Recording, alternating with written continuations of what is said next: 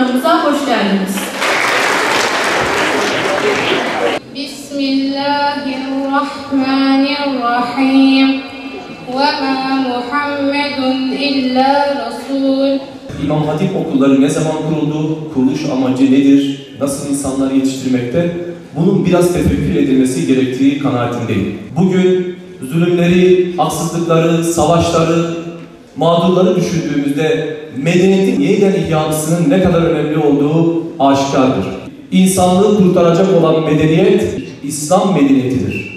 Ne kapitalizm kendini kaptırmış olan Doğu Asya medeniyetidir, ne de menfaatini önceleyen ve kendi yumurtasını pişirmek için bütün insanlığı ateşe verecek olan sözün ona uygar Batı medeniyetidir.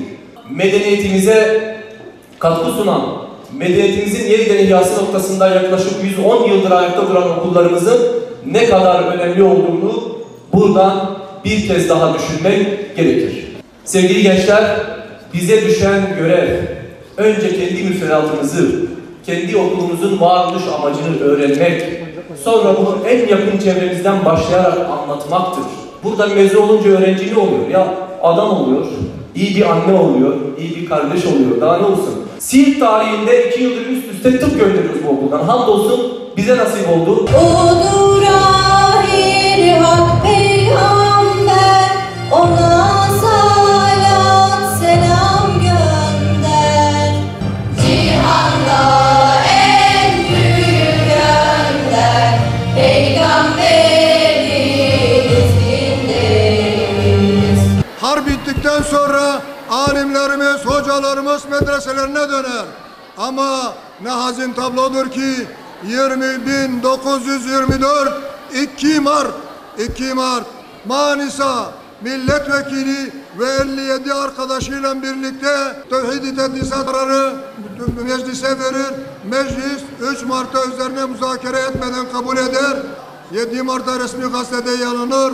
11 Mart'ta Türkiye'de mevcut bulunan bütün valilere medreselerin kapatılması ve mal ve mülklerinin de irat olarak hazineye geçmesini temenni eder. Bunun haricinde 1924'ten sonra Kur'an-ı Kerim yasaklanır, Allahu Ekber kelimeleri yasaklanır, alfabe yasaklanır.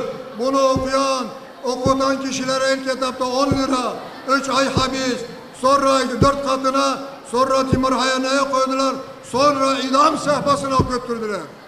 Nice alimlerimiz, nice hafızlarımız hepsi idam sehpasında sallandılar. 1932 yılında ezan-ı Muhammedi olan Allahu Ekber, Allahu Ekber yerine Tanrı oğludur, Tanrı oğludur dediğinekleri bir ezan getirdiler. O da 18 yıl devam etti. Öyle bir duruma denk geldi ki insanları yıkayacak kimse kalmadı.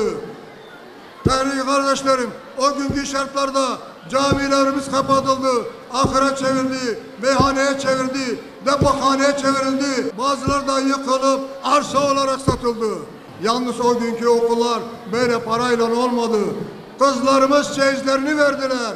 Analarımız, babalarımız kefen paralarını verdiler. Çiftçiler buğday, arpa, pirinç vesaire verdiler. Okullarımız bu şekilde yapıldı.